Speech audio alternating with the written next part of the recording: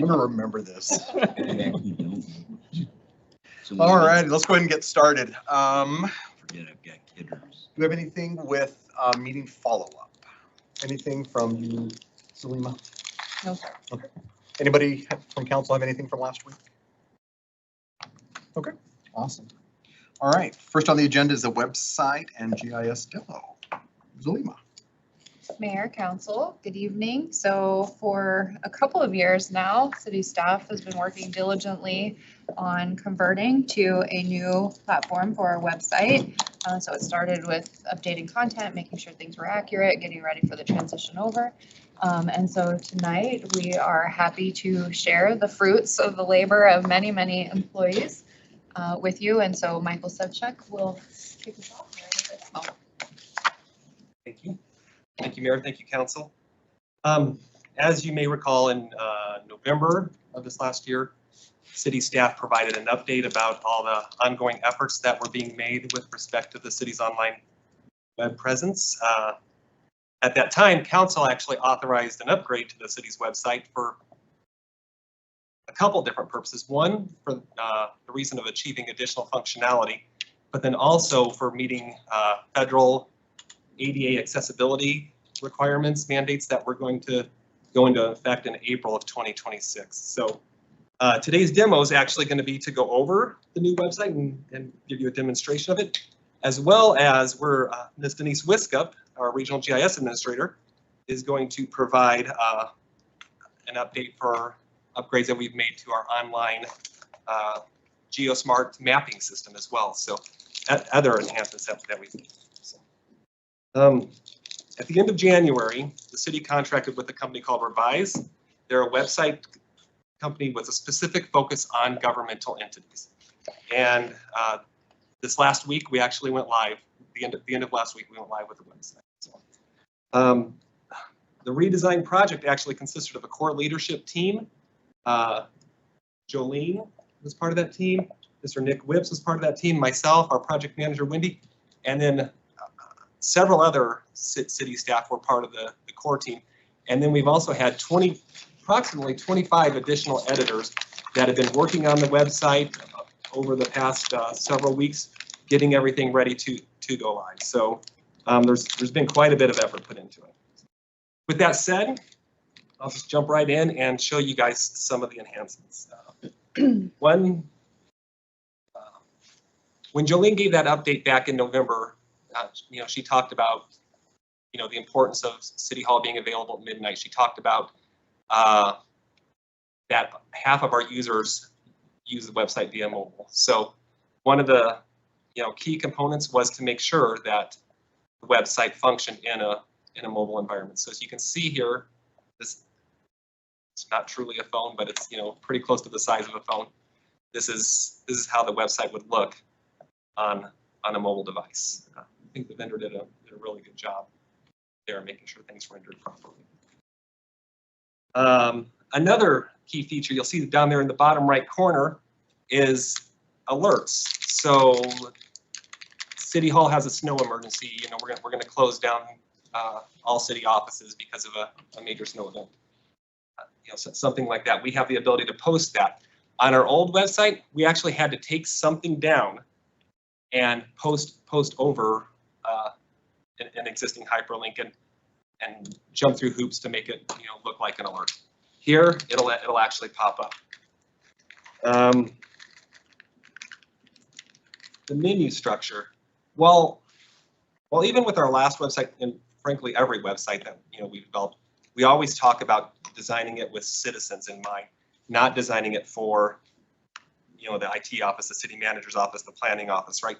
We always talk about designing it for citizens, but no matter how hard we try, it always reverts back and it becomes more departmentally focused. And so that's a good thing about doing a refresh and redesigning the site, is then we can come back and get it back to being a citizen focused. So you'll see there's really nothing that focuses on departments here. Okay, we focus on government, business, community, services, and explore. Now, you'll notice under explore, that's a whole lot of parks and recreation area, but that's for a purpose.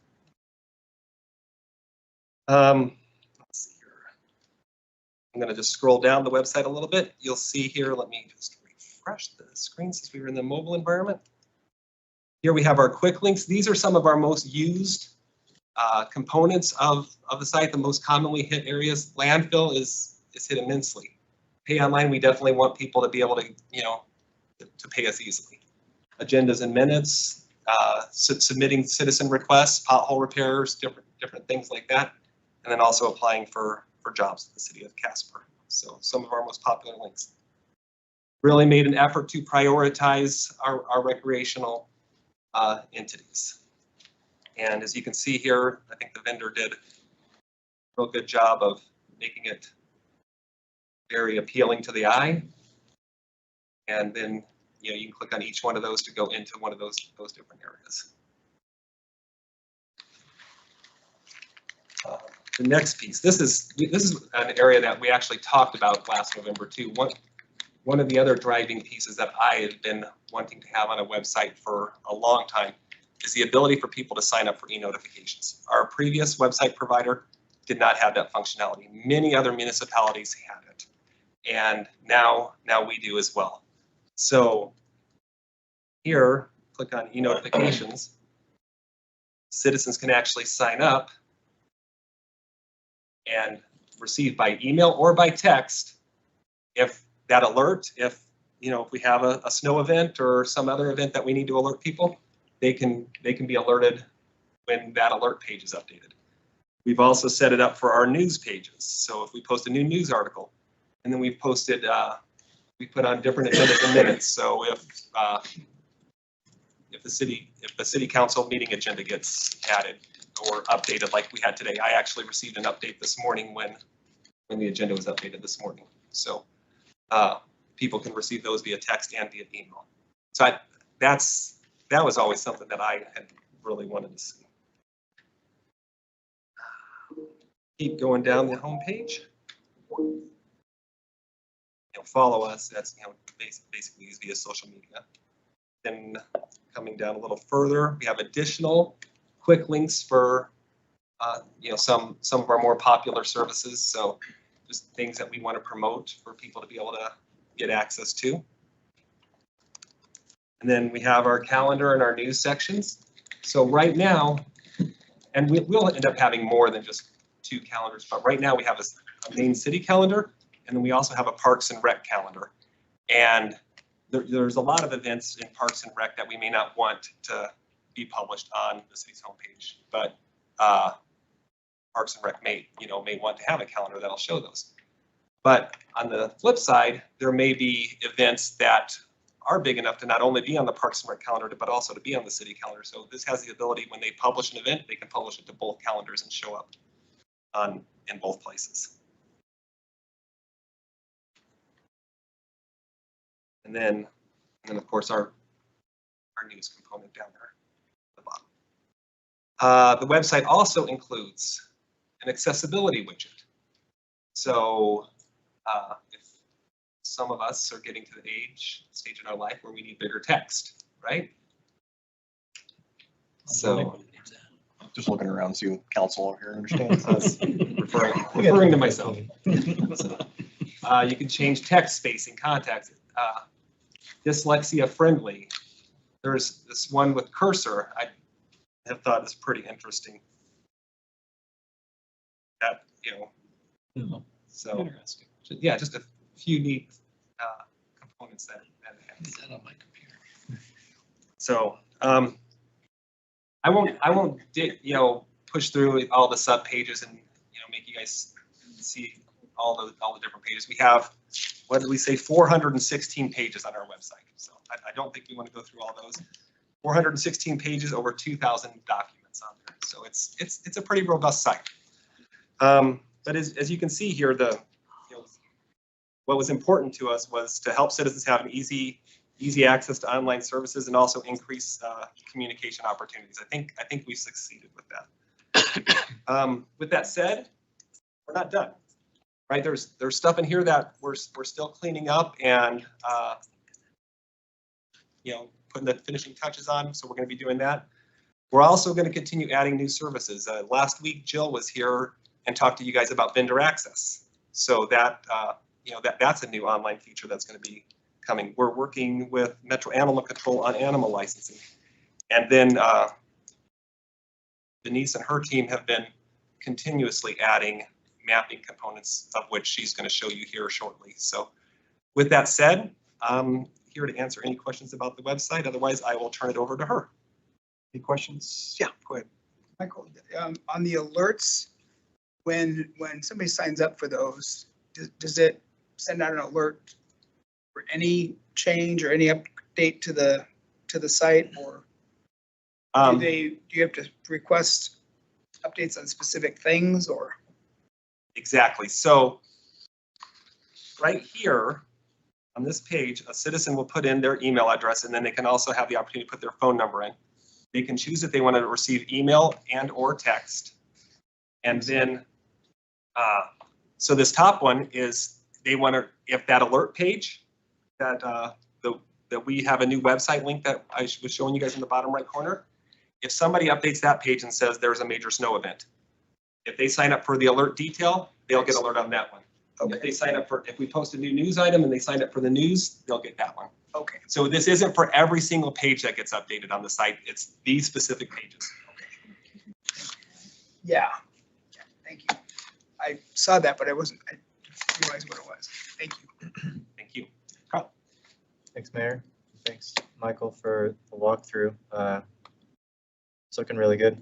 I really like how easy it is to navigate. I like the calendar. I like I went to Casper Ice Arena, for instance, and was able to see an entire schedule of, like, right now they just finished ice resurfacing, stick and puck, staff meeting. So I don't believe that functionality was there before. So very cool. Lots of little things to explore. On the topic we were just on regarding e-notifications, I really like that. Do we have the ability to add to that list? And if so, I don't want the end of that page to get just crazy long. So I don't know if at some point in the future we could have just some sort of drop down, like I'm interested in drop down City of Casper Historic Preservation Commission.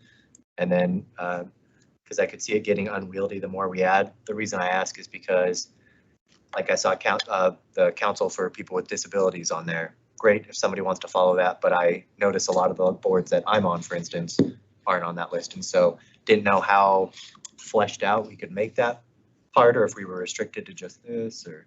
No, we can, Mayor and Council, we can definitely add to this list. This is a starting point for forward, but if we wanted to add to the ice, the ice arena homepage for when they're updating that schedule page, we can add that piece. We can definitely add boards and commissions. That's actually something that we as the executive, with the executive team, discussed at their meeting last week when we were going over this, is the possibility of if the website were to house more boards and commission minutes. So right now, these are the different boards and commissions on there. And so the minutes that we had were the ones that I just took the liberty of adding for this initial rollout. Yeah, I personally would be very interested in having all of our boards and commissions and task forces and stuff up there.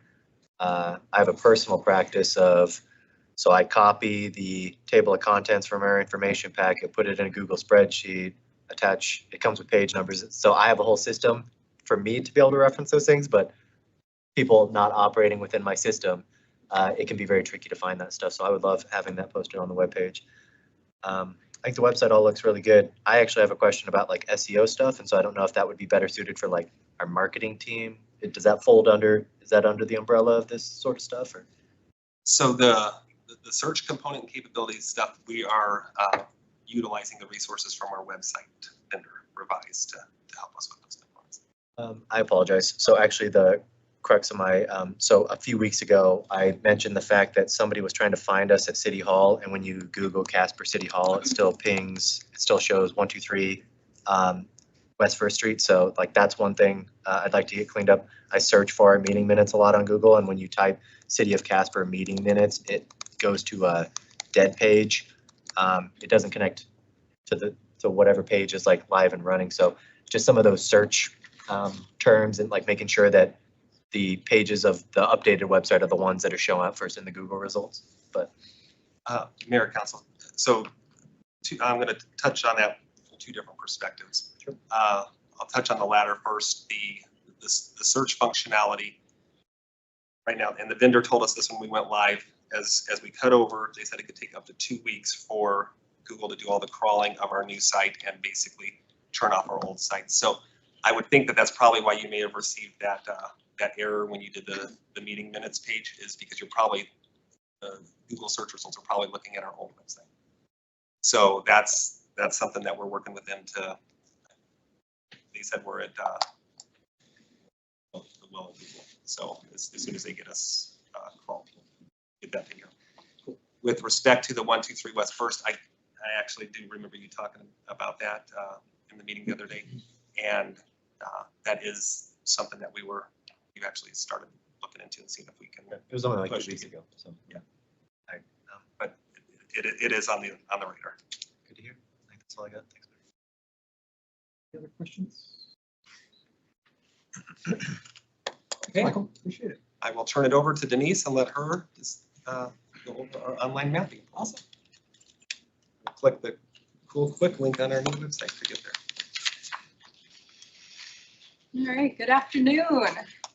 Michael was kind enough to let me come in and provide a brief update regarding our most recent GeoSmart rollout. So for those that aren't aware, we've actually had an online mapping portal available to the public since 2012. We've seen multiple iterations of its development based upon the differences and the upgrades in the coding platforms. This is the most recent release. Our previous release was updated actually 5 years ago today. So just coincidence. The most recent GeoSmart portal, for those who have not interacted with it, and just to give you a brief overview, the Regional GIS Cooperative essentially brings together information from all of the municipalities within Natrona County, in addition to Natrona County. What we aim to do is provide an authoritative portal in which governments that are responsible for authoring and maintaining data, that the citizens can go and interact and download with that information. So this is really meant to be an online public engagement information portal. This data is updated weekly and in some instances daily. Some of the daily instances that we do have and are probably most pertinent this time of year are travel and transportation. So when there is an update to a road closure, if it's inserted today, right now, at this particular 4:53 p.m., it will appear here. So we do have live data access in some instances, but for the most part, our data is updated Thursday afternoons. So if there's a change in ownership information, we receive information from the county assessor's office, we process it, we push it out. Addressing updates, utility line updates, parks information. This is where it essentially comes together and is made available for the public. Okay. Like Michael had mentioned, there are a multitude of maps which are now titled experiences that are available for you to go through and essentially interact with all the information that's available. But a lot of the platform and this new coding platform has made available for us some really interactive views that weren't available previously. It wasn't just myself. This is essentially brought together from City of Casper GIS staff and also Natrona County GIS staff. But what we're able to do is give a more immersive, interactive environment for our public to engage with the information that we manage and maintain. So this is information that's brought together with, the help of City GIS staff, but also with Hogadon staff. They're able to update, when the ski season opens, what trails are open, what's available. We can see where the new night illuminated trails are located, but also there is a new summer view because I don't know how many of the public actually know that there are trails available up at Hogadon for the public to recreate with. Okay. So these are the look and feel of the web experiences are different than the previous platform. What I just strongly encourage everyone is to get into the data. Click around, you're not going to break it. But if you find a particular detail that you would like to ask a question, if it can be improved, or maybe you saw a particular way in which you interacted with the web application that is not functioning correctly, take the survey. We have a survey available. We want your feedback, and we will contact you. We will, especially even if it's negative. In fact, the negatives are usually more informative because you're really getting in there and finding out where improvements can be made. So that is really what I wanted to come forward with council, just to tell you, hey, go in, check out GeoSmart, check out the new experiences, look at the way in which the data is communicated, the way in which the web apps have changed. One of the differences you'll see, especially, is that we've consolidated some views. Some of the data that were separate web applications are now consolidated into one specific web experience. So you can collapse here, and at one point in time, these were two separate views, but now you can actually look at the zoning information and look up alongside with the FEMA data as well. So you no longer have to, we're removing clicks in order for individuals to actually access the information. Okay. Any questions? Comments? Yeah, go ahead, Kyle. And thanks for the walkthrough. I use the zoning lookup and the property search all the time because people will ask me like, who owns this property, or Yeah, what is this zoning? So I would definitely encourage people to use this tool. It's super helpful when trying to get to the bottom of all that stuff. I was attempting to fill out your survey, but didn't see one. I noticed there was a typo for coroner. So I don't know if someone just wants to take a little pencil note of that. Otherwise, I would use your fabulous survey form. But okay, thank you. yeah, really awesome resource that I don't think a lot of people know we have. So. Yeah, and I really appreciate the opportunity to convey it to council. Soon to be released, if you're not aware, we had a high imagery flight just collected in 2025. Part of this flight, we are also collecting LiDAR and elevation data, which means we're going to have updated contours for the Casper area MPO, because the MPO does sponsor the flight every 5 years and the LiDAR every 10 years. In addition, Natrona County also participated in the flight, so we will also have Natrona County imagery at 6-inch, but we're also going to have elevation data up on the mountain. And that's going to be exciting. So that will be released, and we look to have that information and contour data and imagery later this winter available on GeoSmart. Okay. Anybody else? Any questions for Denise? Okay, thank you, Denise. Thank you. Thanks, Michael. Thank you. Appreciate it. Very exciting. Thank you. All right. We had a block grant conversation with community development. I'll let you set the stage. Mayor, so tonight, Liz Becker will be talking to you and asking for your consideration in participating in a program whereby entities can come to the city of Casper and submit proposals for a community development block grant funding that the city would need to apply for and then distribute the funds for the projects if you approve. And so Liz is here to walk you through that program and what it would look like. And ultimately, we are going to ask for direction in terms of whether or not you would like to see proposals and consider applying on behalf of those proposals. Cool, Liz. Mr. Mayor, members of council, I am back to talk about housing again. It seems like that's become a pattern, but hey, you all set the goal, so we work to achieve it. So just keep that in mind. You'll see more of this. Okay, so tonight, as Lima teed it up, several of you may remember in 2021, WCDA took over for the state the oversight of the community development block grant funding. Back in the early 2000s, the city of Casper was a entitlement community and we were able to manage our own, but we were very limited in the size of projects that we could do. Little itty bitty ones pretty much around the city. When I say little itty bitty, I'm talking like $20,000 and less. With WCDA managing it, we have opportunities to do bigger projects and to really make an impact on our low to moderate income, and especially with housing opportunities. opportunities. In 2021, the amount that they were looking at awarding through the program was about a $500,000 cap. With COVID funds, it was up to $750,000. And I said 500,000 and 750,000. What has happened now with the program and opportunities through the federal government, we don't have a cap on what we can ask for. And we initially had two projects that you all have heard about. One was to redo Willard School and put in that with the Casper Housing Authority, a workforce center, daycare, and their offices. A lot of issues developed, which I had put in a recap memo about a year ago, with the HUD requirements on environmental issues because of the lead-based paint in that building as well as asbestos.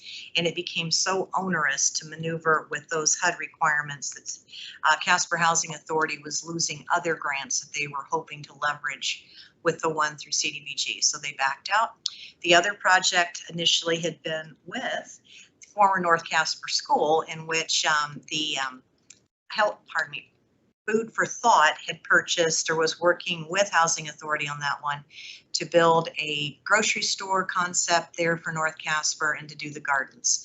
You all, a few weeks ago, had approved us moving. That project fell through for similar reasons, but you had approved moving some 1-cent funds from the Willard project over the North Casper School project because Housing Authority is still working with that project with the goal of the grocery store out of that school for North Casper.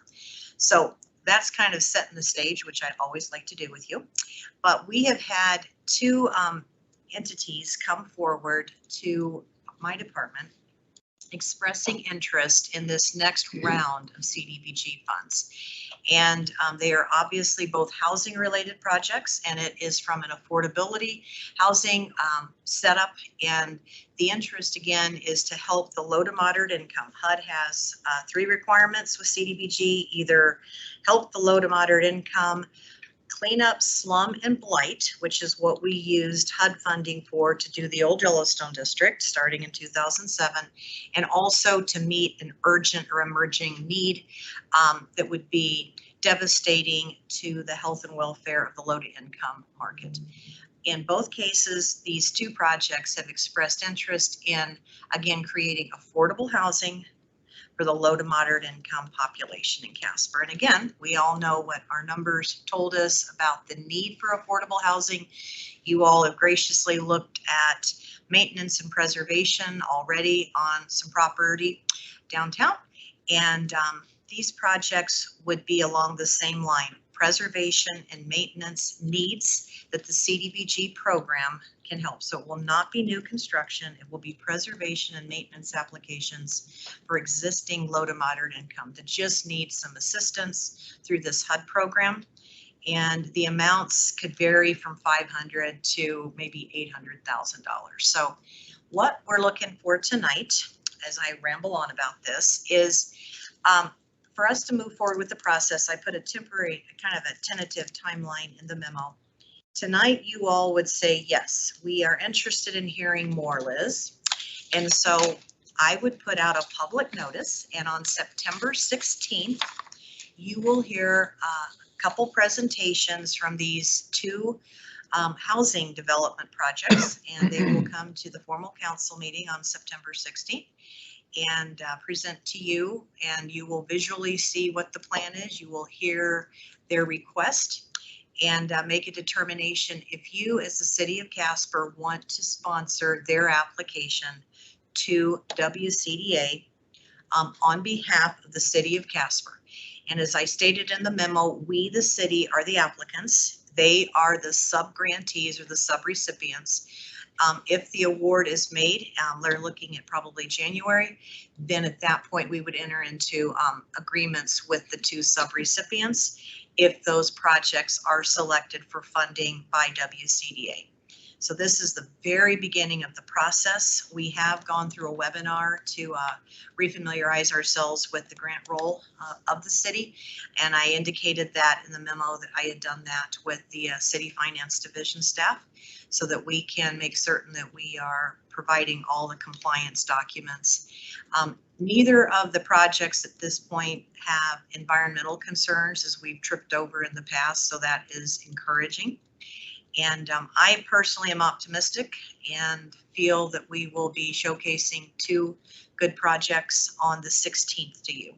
But in order to do so, I have to do the public notice and allow for the 14 days public notice before that meeting on the 16th. So that's kind of where our timing is, and it is standard each time we've gone through this, as we have the timing rule that we have to follow. So I think those are the big nuggets. No financial match. I stated that in the financial considerations required on behalf of the city, which is wonderful.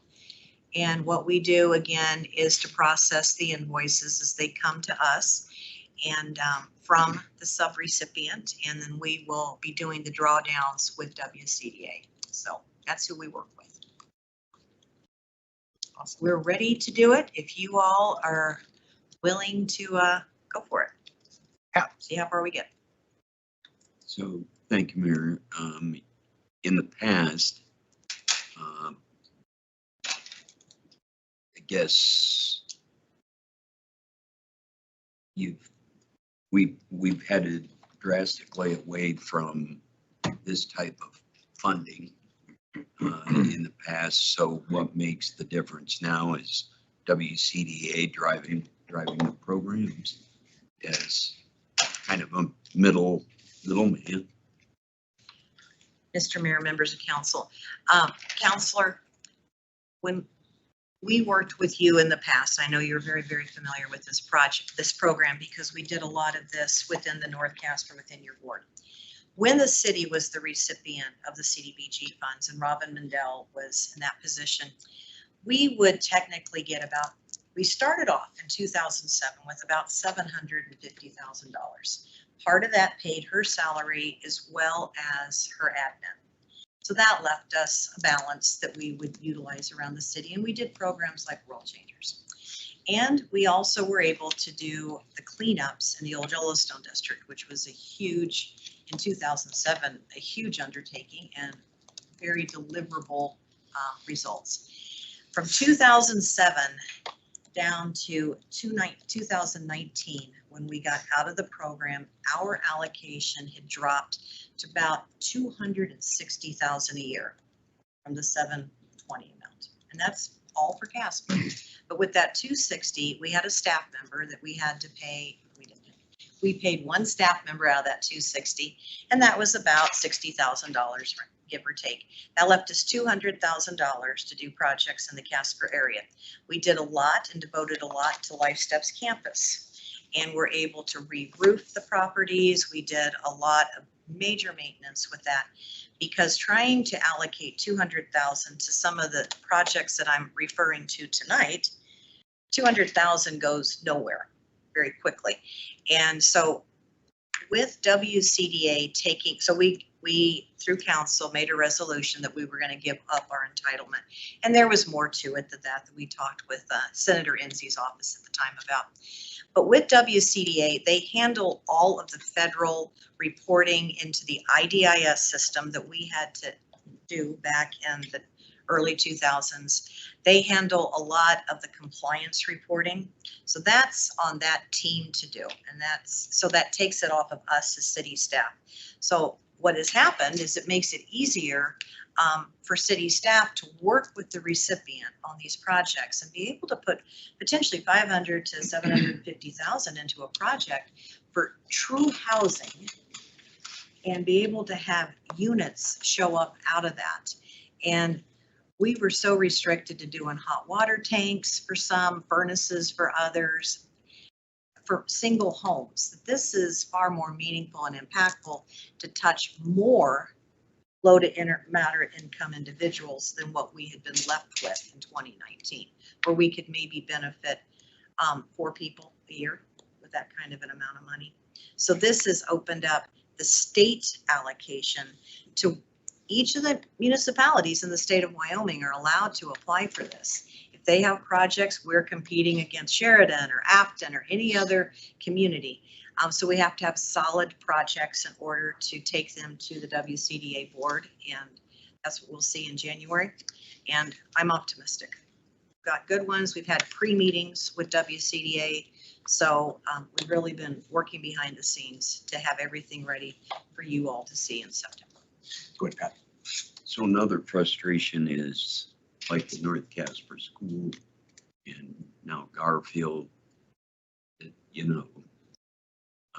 Casper Housing Authority buys this stuff and virtually, my opinion only, does nothing. And problem after problem, like with Garfield. I think it's Willard. You mean? Oh, Willard? Or Willard. Willard, yeah. Thank you. But so is the intent to try to do something besides a grocery store. There's a lot more space at North Casper Elementary. And I've proposed to the Health Trust and others as far as housing down there. But in the same with Willard being, it appears Casper Housing Authority is moved over to Cotton Park or Cotton over by the ball field, but into that office space. So what's the plan, I guess? Mr. Mayor, members of council, and I know Councilor Gamroth sits on their board. With North Casper School, again, they're going to update with the fire doors and continue to work on the grocery concept and the urban thistle farm. So they have been actively, and that urban thistle was just profiled recently as a success for North Casper. But that was not initially their project. That was going to be handled by Food for Thought. So they have come back to repair that and get that school repurposed is what the goal was. As far as Willard, again, that was going to be their offices, but again, the cleanup of that with the asbestos and lead-based paint has taken a lot of the funds that they received from the state of Wyoming to get that abatement done. And you have not seen the impact with the Willard Envision Center, which is what it's still being referred to as, which is again, ultimately supposed to be daycare, childcare, along with the workforce training center, so that parents, single parents can come back, learn job skills, and have a place for their young people to be staying in a qualified daycare facility. As far as housing at either of those facilities right now, that is not a plan, and definitely not with the environmental concern. Once we get that cleaned up, it could potentially be reassessed, but right now that is not allowed for housing. I didn't answer it probably totally to what you would like to hear, that we've got that totally figured out. And I don't know if Councilor Gamroth wants to add any more on the two schools, but we do work very closely with, obviously, Housing Authority on all their projects. Kyle, I know you said you had something you wanted to ask. Did you want to? Two? Oh my gosh. Not three? That's Three. Go ahead. Patty, you're okay. Okay. Yeah, so I'll do the first question in regards to Willard.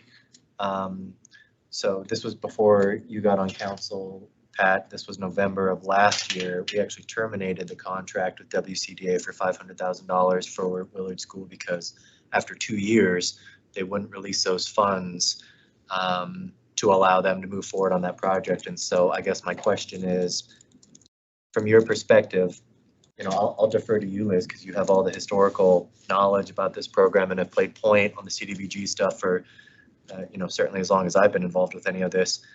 What do you foresee as being different moving forward, considering that as what I consider our most recent experience with CDBG funding is, a promise of $500,000 2 years later, still not a penny being distributed. How do you foresee this playing out differently into the future? Was it the environmental aspects of it that got everything hung up?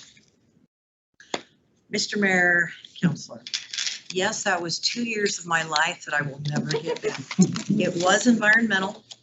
It was unbelievable, exhausting. And so with this announcement for the distribution of funds, the teams that I'm working with got ahead of the game and already have been addressing any environmental. And so I said that a few minutes ago, is that we do not have, at this point, any that was me. Oh, Knocking let's on go. wood. Good reaction. We do not have the environmental asbestos, lead-based paint. That was very frustrating to have to work with. And, you know, we worked with DEQ, got a grant to do some of the testing. We spent hours looking for creative ways around that. And at the end of the day, that is also what really made it difficult for us when we were the entitlement community managing the $200,000 to look at what we had to jump through hoops before we would put a furnace into a home, what kind of environmental reviews we had to do. And so my hope is that we have gotten ahead of the game. We've had the pre-meetings with WCDA on this, and the applicants have done their own due diligence to look at environmental issues. And we do not look to have any of those. How can I have Zulema jump in really quick? She had something to add. Mayor, thank you. So Liz, can you just clarify, while we know we have 2 interested parties, this will be a call for applications. So really, we could receive proposals for other projects that haven't been brought to community development thus far. And then in addition to that, I just want to be clear that when you hear those proposals as a council, it is not an all or nothing scenario. You could support one, all, or none of the projects. And I would say that you will definitely want to consider that environmental factor, given the experience we've had in the past. Mr. Mayor, she's pretty awesome, isn't she? She recapped that beautifully. Absolutely. And again, when the public notice goes out, it is a call for projects. It's a call for comment. So citizens can come on the 16th and say, we're familiar with it, we support it, maybe we don't support it. So again, that public hearing will encompass all of that. And yes, there could be applicants that show up based even after tonight's work session. If you all are favorable to accepting us to ask for applicants, we could have more than 2.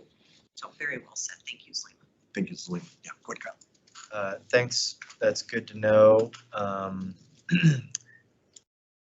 don't want to put more homework on any of city staff shoulders. It'd be great if we could iron out whatever the sticking point was in regards to the environmental assessment piece, because I would still love to consider projects in the future that have an environmental mitigation or assessment piece to it. As liaison to the Housing Authority Board, it was incredibly frustrating getting those regular updates. You know, they tried jumping through hoops for 2 years, couldn't get that funding released. My understanding is they essentially turned back the funding, worked with DEQ directly, got someone on their team certified for asbestos abatement, and were able to get rolling like within months. So very frustrating experience. But my second question is, my understanding of this program historically is that it was the other entities being the primary applicant, and then the city being the sub grantee or no, has it always been the city as the primary? Okay, so that orientation is not changing at all? Okay. Mr. Mayor, Counselor, one other nugget that I think you probably also read, the city can have 2 applications, and that has remained the same as the previous program stated. So you can have up to 2 as a municipality. Thanks. And then I guess it's not really a question, but my understanding is that the Trump administration in their budget proposed cutting all CDBG funding. I think it's in appropriations and negotiations between the House and the Senate in regards to how much, if any of that's going to be actually kept. But I think it is a possibility that funding goes away. I mean, at least that talking point's out there. So hopefully that's not the case, but something to be mindful of, I think. Mr. Mayor, Counselors, WCDA indicated about 7 million. About 7 million is what they have left to allocate, that they actually have. So should that happen, there's still the opportunity to get in on that for the state. Go ahead. Sorry, that's perfect. Do you know, are they up against a deadline to spend that money, or are they able to hold it until they, Mr. Mayor, councilors, they did not indicate that they had been told that they needed to utilize it. And I know that Mark Fielmeyer, who is our HUD rep and comes to our council meetings, pardon me, our homeless coalition meetings, has been keeping us abreast of that too. So we reach out to him on CDBG also, besides COC. Pat, had something? So that's 7 million statewide. Yes. Okay. And so what are you thinking allocation wise to Casper on, say, 2 projects? Mr. Mayor, members of council, with preliminary discussions, possibly $1.8 million for the 2 projects. You all may not approve them both. You, again, as Salima indicated, you could accept one, you could accept both, you could accept none. But totally looking at the preliminary numbers and desire, $1.5 million to $1.8 million. So I run into Mark at the post office on a fairly regular basis, and he's not covering 3 or 4 states. And so far, not a whole lot of staff in some of those states. They've either taken an early buyout or whatever, so Doge movement is evidently working. it was a 30% cut nationwide. So, so we're in all of that. As WCDA, does Scott really think this is gonna come about, or we'll get partway through it and poof, everything disappears? Mr. Mayor, Councilor, is at this point in time with the funding that has been allocated through CDBG, we're staying confident that we have the funding through the term of at least this. When they issued the application process in June for this fiscal year 26 allocation, they were confident we would have the funding. Maybe not next year, but this year. Any other questions for Liz? So it sounds like to move forward with hearing more about it In public notice. and public notice. How does council feel? Thank you all. Thank you all. Be in touch. You'll see us again. Okay, moving along. We've got a Joint Powers Board grant for PV pool from the rec board. Yeah, go ahead. Thank you, Mayor. Mhm. Councilors, as you know, there are a number of capital needs in Parks and Recreation, and unfortunately not enough funding to go around. And so we have to rely heavily on grant opportunities for us to complete some of the important work that is needed. And so we quite often come before you asking for permission to submit grants to agencies like the Toronto County Recreation Joint Powers Board. And so Nick Whips is here with Edwin Lures, our aquatic supervisor, to propose that we submit another application to this group for September consideration for PV pool. So I'll let them take over and explain the project and ask for your consideration. Mr. Mayor, councilors, thanks for having us. And like Zulima said, we are looking for your direction to submit an application to the Toronto County Joint or Recreation Joint Powers Board specific to slide resurfacing at the Paradise Valley Pool. That slide in particular was built in 2007, an industry standard. Those need to be resurfaced every 10 years, give or take. So it has been at the top of our capital priority list for quite some time right now, and we're trying to get creative in finding ways to fund a pivotal resource in our community. Last summer alone, we saw approximately 4,372 visits at the PV pool. And as with the nature of the Joint Powers grant funding process, these projects are intended to go to youth in our community. We feel that the pool and the slide in particular and the nature of this project fits very well with the grant funding piece through the Joint Powers Board. With that, I guess I would open it up for questions. We did bring Edwin Lures, our aquatic supervisor, if you have any specific questions and nuanced questions specific to slides and things like that, but that pretty much sums it up for y'all. Also questions? Yeah. Go ahead, Pat. So my recollection is that's funded through, is it 1 mil via the school district? Mr. Mayor, councilors, yes, that's correct.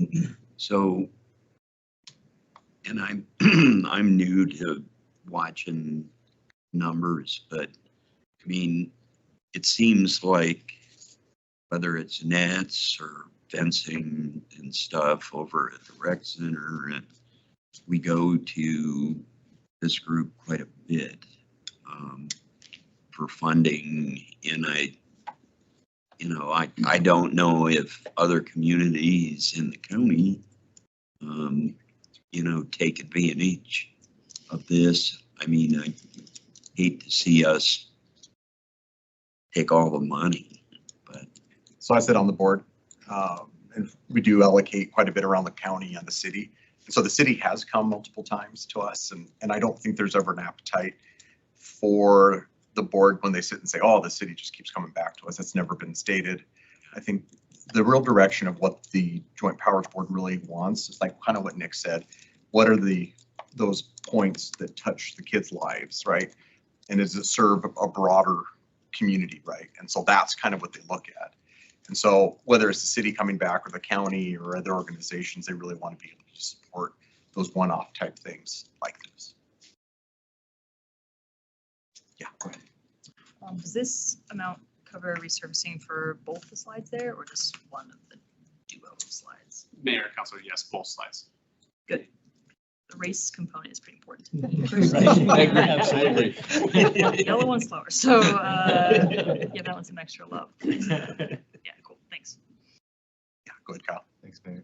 Yeah, kind of on that note, I take it the resurfacing, I usually got to give myself a little oomph at the end. I don't know if it's a weight issue or if it's just a friction issue. Age but, and weight, yeah.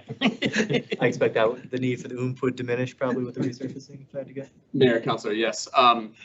When we redid the slides at the Casper Family Aquatic Center, they were much faster and you didn't need the scoot along towards the end. So especially at the yellow slides. I was going to push Kyle over deciding whether he was going to support this. He and Amber. My daughter refused to go without me, so it was like, You will soar in. good. That's what I'm looking for. Yeah, exactly. Anybody else have questions for Edwin or Nick?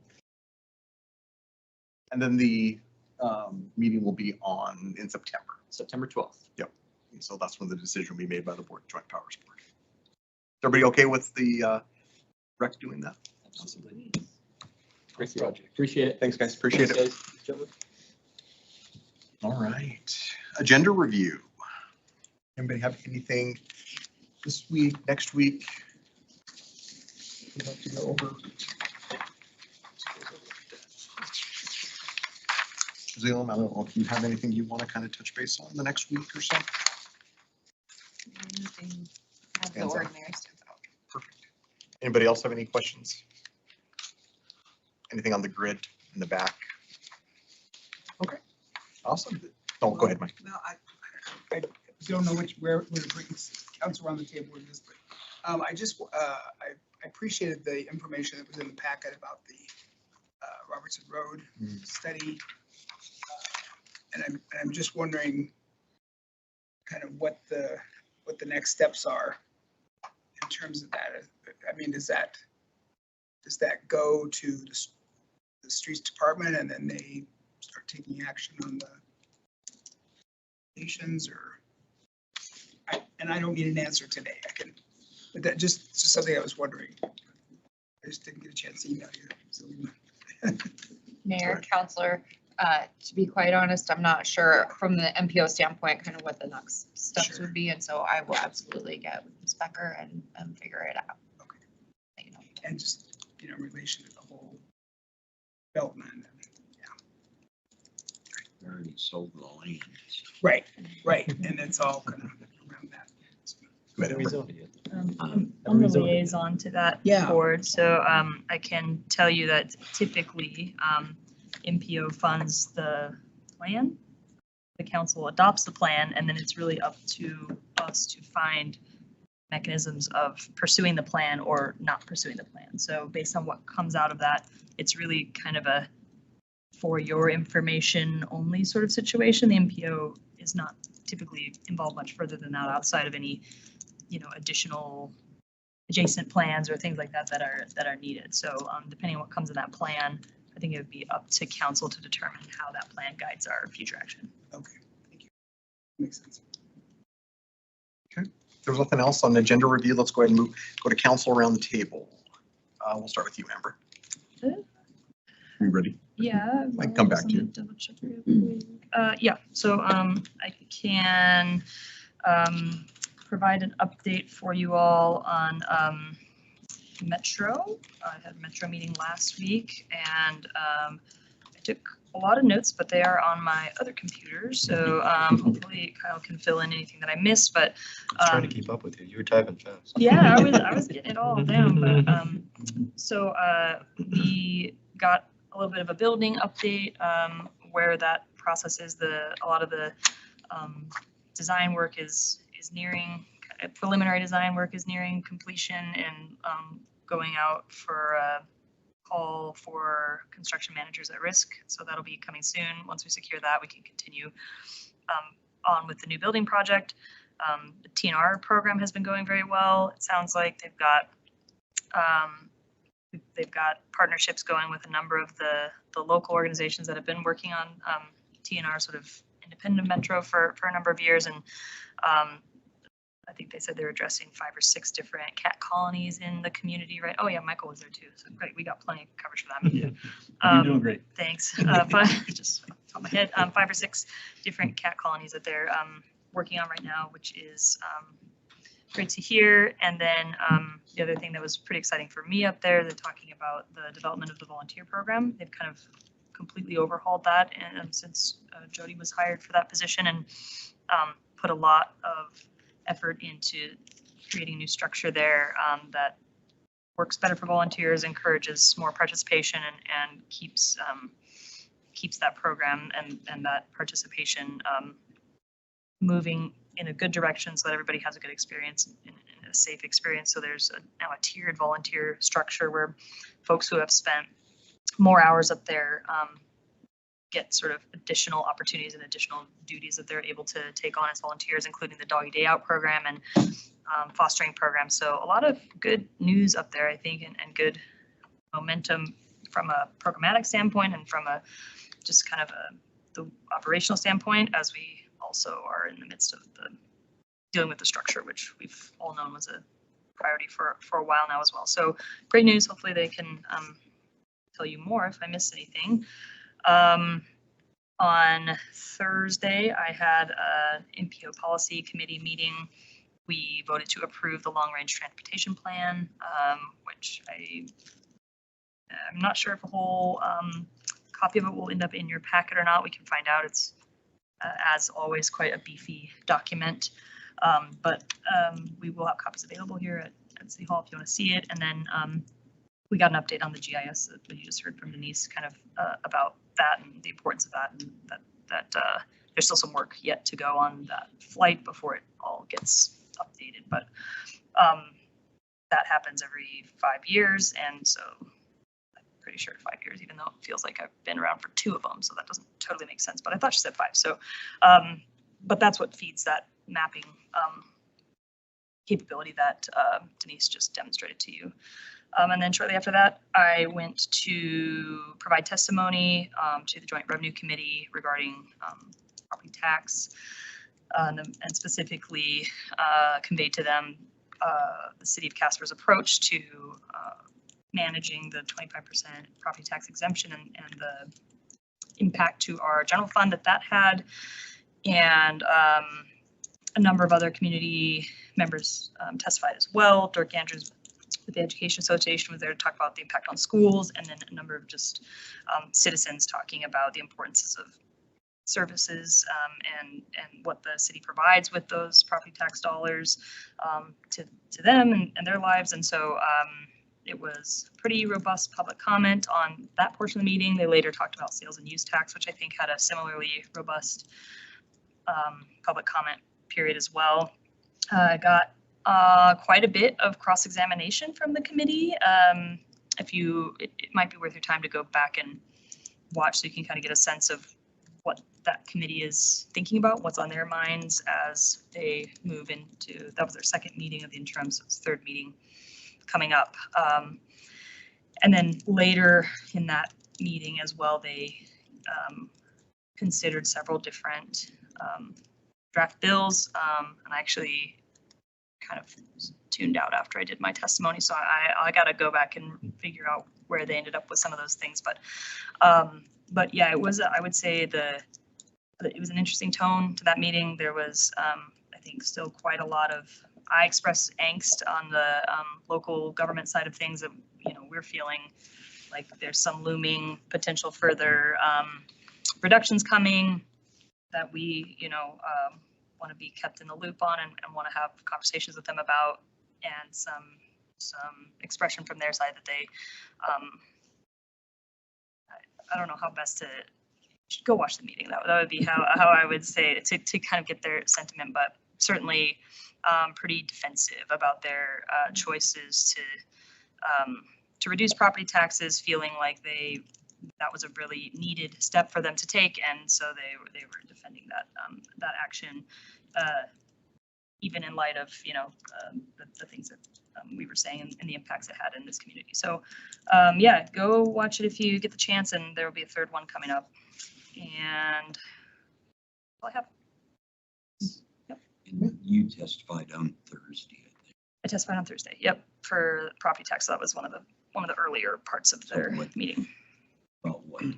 Because I've been meaning to go back and listen. Yeah, I was, I think, somewhere in the neighborhood of 2.5 hours into the AM session. Okay. 2:40, something like that. Thanks to the city staff for helping me with data and all that for the testimony. Yeah, everything. Michael. Well, I just want to share some of the communication I've gotten from city residents. So two involved animals. So one was feral cats. I don't know if you've heard from some of the same people. Barking dogs. I mentioned that to the city manager and kind of recommended they speak to Jody directly. And then I also had some communication, interestingly enough, about the shooting range too, with some concerns about the operations. So that's all I got going on. Agenda.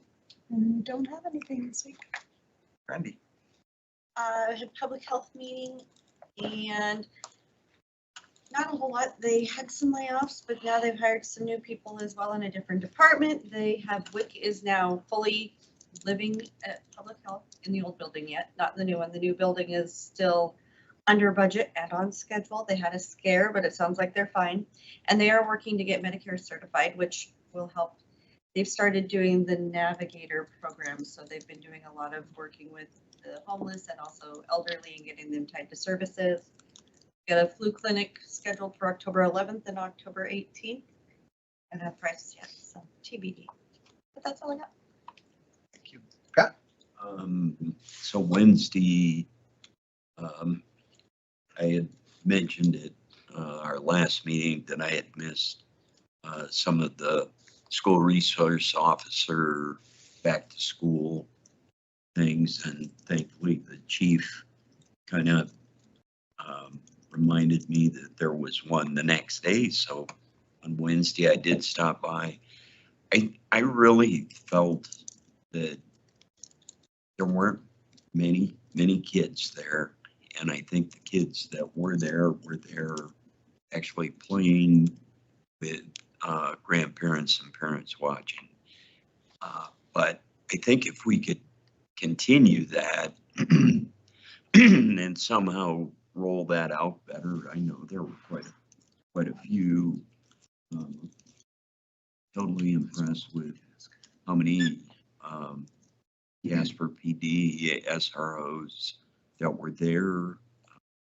The sheriff, one deputy did come a little later on, but the school district heavily participated. But I thought it was meaningful and really well done. I don't know if the school district will want to continue that, but I thought it was a good chance for the little ones to meet the police officers and that would be in their schools. So on Thursday, the senior center hosted the World Senior Day, and they had a heck of a turnout.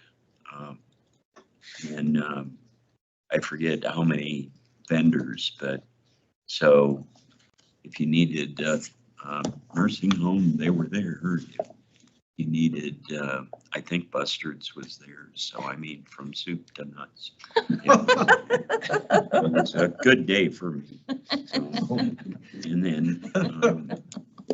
then later that night, Elisa Campbell, Representative Campbell, had her second series at the library on city government, and I thought our mayor did a fabulous job that evening. Mayor Juarez was there, and so it was good. Reminder, there's another one this Thursday night at the library at 6. And then I unfortunately was watching education and should have been watching revenue. But did you testify basically for WHAM, or did? No, Wham was aware of my testimony, but I just kept it real focused to our experience. Did WHAM testify They on did not Thursday? in that, they had a public comment section, throughout the day after each one. So I'm not sure I know they were there. Mahal was there, but I don't know if they testified at any other point during the day. Okay. No, Mayor Collins testified from Cheyenne, testified on the sales and use tax portion. So I thought parts of it that I was able to watch, and then I did testify Friday about one of the later bills, but they didn't move a whole lot. Yeah. All the constitutional amendment stuff, they said needed more work, but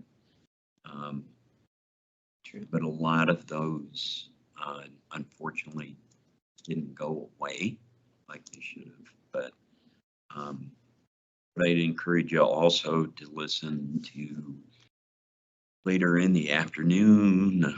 I don't know if it was 4 o'clock, but at one point, Jeremiah Ryman from County Commissioners Association testified, and the chairman on the House side basically attacked him and questioned his credibility. And I was very proud of Jeremiah. He pushed back, and the chairman on the House side actually apologized. And I told Jeremiah on his way home, I called him and I said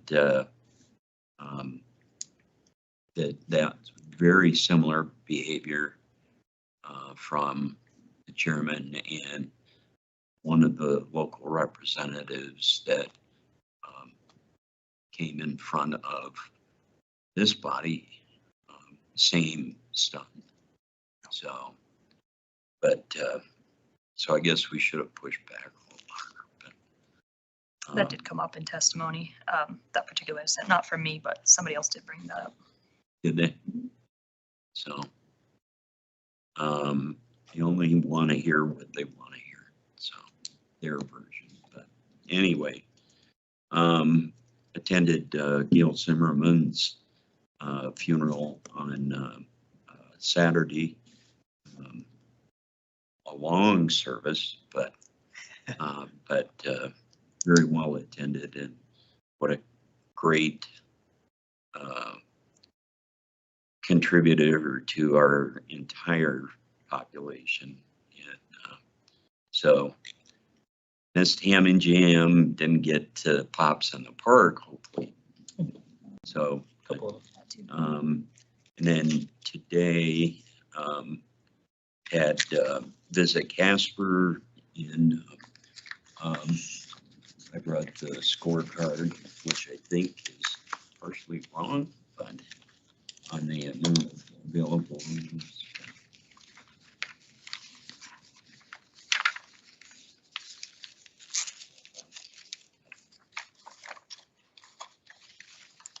But very good meeting, and then if anybody is interested, I gave Amber I didn't realize they were using influencers, but I don't even understand all that crap. But on CNFR and the results, and then Central Wyoming Fair and Rodeo, they had a influencer from Denver. So with pretty good results on both. So anyway, I think that was it. So Scott, if you want to help with the TikTok page, let me know. It's all about that TikTok, man. We'll Ray get- is an influencer. Right. We'll get you signed up. Kyle. Yeah, joined Counselor Pollock and McIntosh at the Metro Animal Shelter Task Force meeting last Wednesday. I won't repeat things Counselor Pollock already brought up, but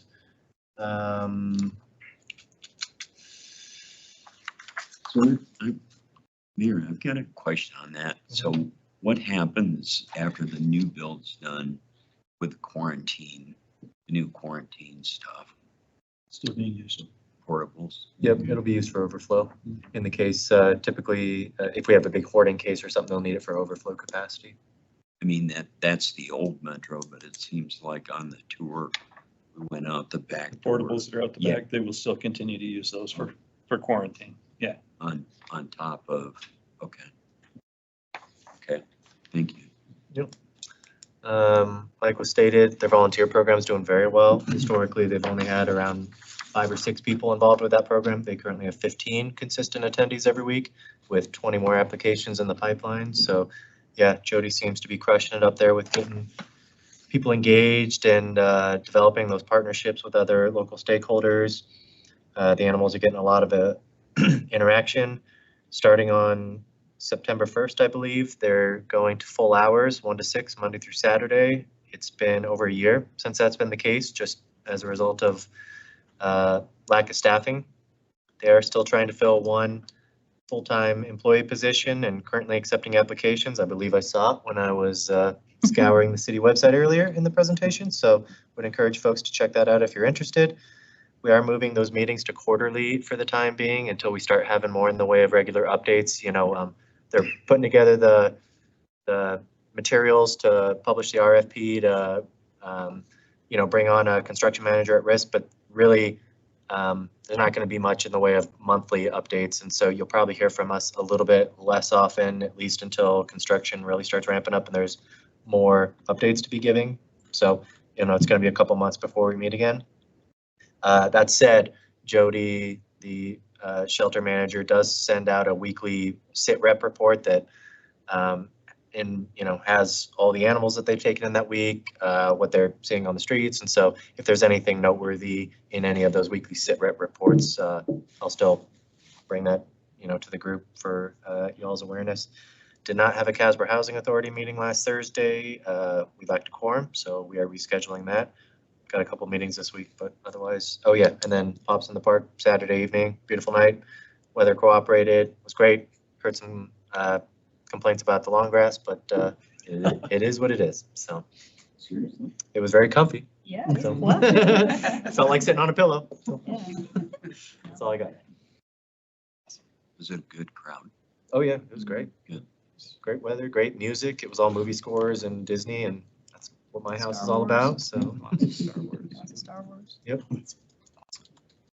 Vice Mayor. The only thing you guys missed on Metro was on 9/5, they're going to have an adoption event with the food truck. I was gonna ask about Adoption. So, I put that on the agenda for next week. But are we meeting next week? Yes. Yes. Oh yeah, because Yeah. it's the day after. Sorry, I was trying to think. You Yes. stole me around the table from next week. Sorry, I'm darn it. sorry. I'll reiterate. Reminder, that's Really okay. drive people. in. When do they actually break ground on the new construction? We'll let you know as soon as we know. Is that, okay. Yeah, the CMAR has to help scope out, do the, keep it within budget and stuff. So yeah, I don't think we have a date in mind yet. Justin Farley came and spoke with our BNI group this morning, so it was fun to pick on him. EDJPB is tomorrow. Are you going to make that one, Kyle? I believe so, yeah. Okay, I'm not going to be able to make it in, so I'm come up, so. That's all I got. Awesome. Short and sweet. As Pat mentioned, I had the opportunity to present at Know Your Government, which was great. Had a nice turnout. Yep. Kyle was there, Pat was there. And so they helped out quite a bit in some of the more intricate numbers and things that Kyle's really good at. And so the support was really good. It was great partnering with the mayor of Mills and the mayor of Evansville. It was a good conversation. I think it really presented also how well Leah and Candace and I work well together. We've got a good working relationship and consider them to be friends. And so I think that that's a really good sign that we did that. And so we're on the same page, working hard, a lot of the same things with the legislature, many of the same things with concerns about budget, et cetera. So it was great. So thank you guys for being there. Did the swearing in last week. That was great. Again, so it was one of my highlights, being able to do the swearing in. Again, I will also say that it's evident that we're seeing more people like this police officer that was sworn in coming back. Seen many of those. And so I think that's a really positive sign when we're starting to see that happening. Whether they're coming from the county or we're coming from other municipalities in the county. It's very positive. So they're doing a really good job. So that's all I've got, I think. Awesome. We do have an executive session to talk about a couple things. So let's go ahead and get into our special meeting.